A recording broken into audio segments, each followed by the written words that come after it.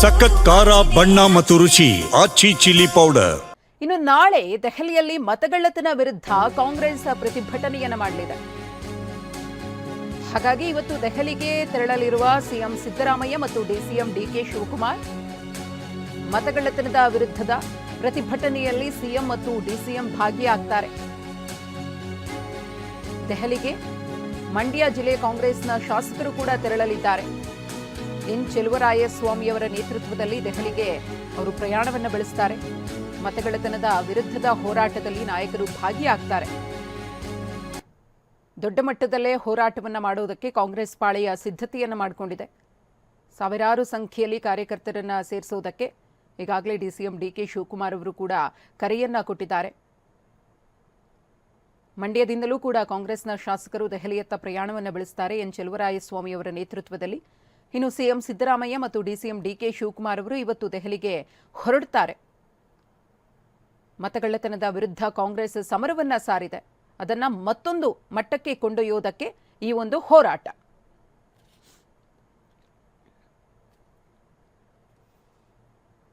ಕಲಬುರಗಿಯ ಆಳಂದದಲ್ಲಿ ಮತಗಳವು ಪ್ರಕರಣ. ವೋಟ್ ಚೋರಿಯಲ್ಲಿ ಸುಭಾಷ್ ಗುತ್ತೇದಾರ್ ಪಾತ್ರ ದೃಢಪಟ್ಟಿದೆ. ಆಳಂದ ಕ್ಷೇತ್ರದ ಮಾಜಿ ಶಾಸಕರಾಗಿರುವಂತಹ ಸುಭಾಷ್ ಗುತ್ತೇದಾರ್ ಎಸ್ಐಟಿಯಿಂದ ನ್ಯಾಯಾಲಯಕ್ಕೆ ಚಾರ್ಜ್ ಶೀಟ್ ಸಲ್ಲಿಕೆ. ತಂದೆ ಮತ್ತು ಮಗ ಹರ್ಷಾನಂದ ವಿರುದ್ಧ ಚಾರ್ಜ್ ಶೀಟ್ ಸಲ್ಲಿಕೆಯಾಗಿದೆ. 2023ರ ವಿಧಾನಸಭಾ ಚುನಾವಣೆಯಲ್ಲಿ ಮತಗಳ್ಳತನ ಮಾಡಿದ್ದಾರೆ ಎಂಬ ಆರೋಪ ಕೇಳಿಬಂದಿತ್ತು. ಪ್ರಕರಣದ ತನಿಖೆಗೆ ಎಸ್ಐಟಿಯನ್ನ ಸರ್ಕಾರ ರಚನೆ ಮಾಡಿತ್ತು. ತನಿಖೆಯನ್ನ ಮುಗಿಸಿ 22,000 ಪುಟಗಳ ಚಾರ್ಜ್ ಶೀಟ್ ಅನ್ನು ಸಲ್ಲಿಕೆ ಮಾಡಿದೆ ಎಸ್ಐಟಿ. ಕಾಂಗ್ರೆಸ್ನ ಶಾಸಕ ಬಿಆರ್ ಪಾಟೀಲ್ ಅವರು ಆರೋಪಿಸಿದ್ರು. ಬಳಿಕ ಚುನಾವಣಾ ಅಧಿಕಾರಿಗಳಿಂದ ದೂರು ನೀಡಲಾಗಿತ್ತು.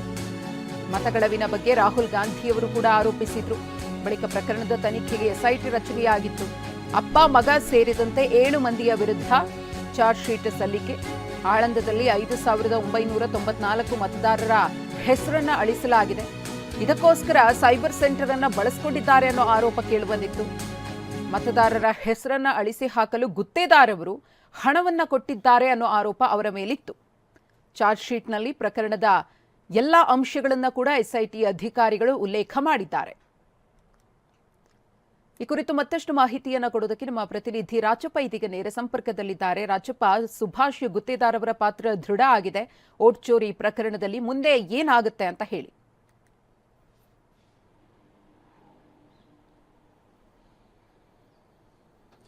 ಮಧುಶ್ರೀ, ಸದ್ಯಕ್ಕೆ ಪೊಲಿಟಿಕಲ್ ನಲ್ಲಿ ನಡೀತಿರುವಂತಹ ಒಂದು ಮೇಜರ್ ಡೆವಲಪ್ಮೆಂಟ್ ಅಂತ ಹೇಳ್ಬೋದು. ಯಾಕಂತಂದ್ರೆ ಕಾಂಗ್ರೆಸ್ ಮತಗಳ್ಳತನ ಏನಿದೆ ಅದನ್ನ ತುಂಬಾನೇ ಗಂಭೀರವಾಗಿ ತೆಗೆದುಕೊಂಡು ಏನು ಕೇಂದ್ರ ನಾಯಕ ರಾಹುಲ್ ಗಾಂಧಿ ಕೂಡ ಸಾಕಷ್ಟು ಪ್ರತಿಭಟನೆ ಮಾಡಿದ್ರು. ಅದಕ್ಕೆ ರಾಜ್ಯ ನಾಯಕರು ಕೂಡ ದನಿಗೂಡಿಸಿದ್ರು.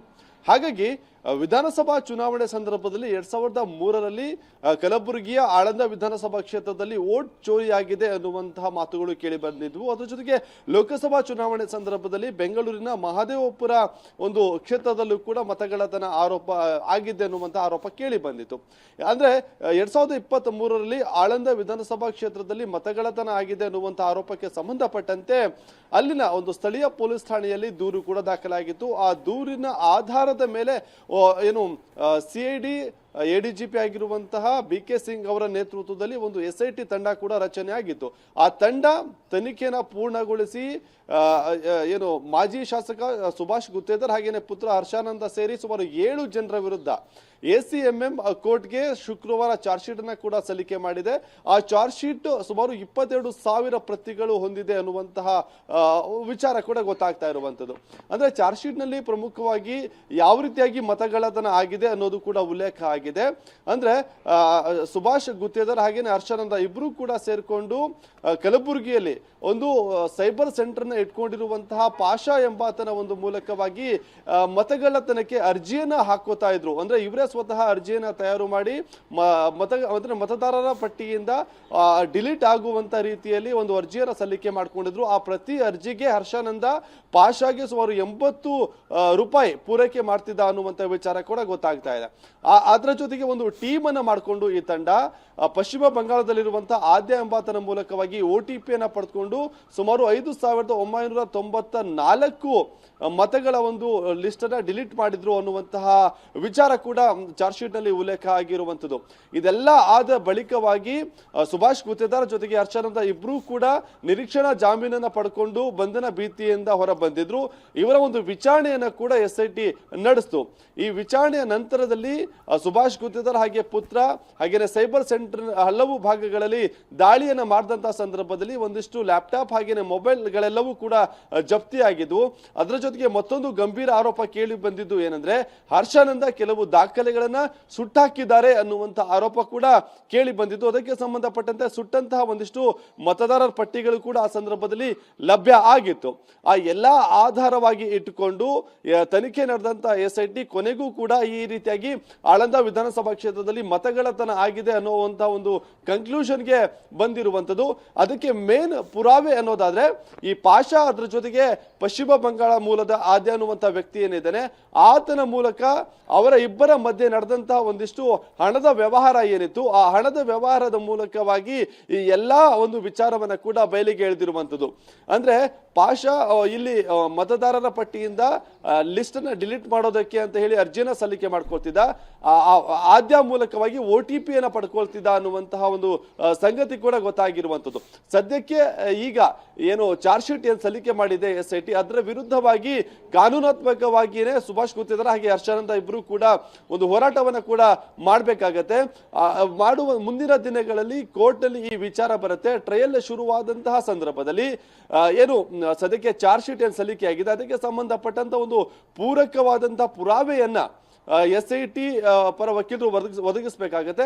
ಅದಕ್ಕೆ ಕೋರ್ಟ್ ನಲ್ಲಿ ಯಾವ ರೀತಿಯಾಗಿ ಪ್ರತ್ಯುತ್ತರವನ್ನ ಕೊಡ್ತಾರೆ, ಕೌಂಟರ್ನ ಕೊಡ್ತಾರೆ ಅನ್ನುವಂಥದ್ದು ಕೂಡ ಗೊತ್ತಾಗಬೇಕಾಗತ್ತೆ. ಹಾಗಾಗಿ ಈ ಒಂದು ತಾರ್ಕಿಕ ಅಂತ್ಯಕ್ಕೆ ಹೋಗ್ಬೇಕಾದ್ರೆ ಇನ್ನೂ ಸಮಯ ಬೇಕಾಗುತ್ತೆ. ಆದ್ರೆ ಸದ್ಯಕ್ಕೆ ಚಾರ್ಜ್ ಶೀಟ್ ಸಲ್ಲಿಕೆ ಆಗಿರುವಂತ ಕಾರಣದಿಂದಾಗಿ ಸುಭಾಷ್ ಗುತ್ತೇದಾರ್ ಹಾಗೇನೆ ಹರ್ಷಾನಂದ ಇಬ್ರು ಕೂಡ ಅವರ ವಿರುದ್ಧ ಒಂದಿಷ್ಟು ಪುರಾವೆ ಸಿಕ್ಕಿದೆ ಅನ್ನುವಂತ ಮಾಹಿತಿ ಕೂಡ ಗೊತ್ತಾಗ್ತಾ ಇದೆ. ಮಧುಶ್ರೀ, ಧನ್ಯವಾದ ರಾಜಪ್ಪ ತಮ್ಮೆಲ್ಲ ಮಾಹಿತಿಗಾಗಿ.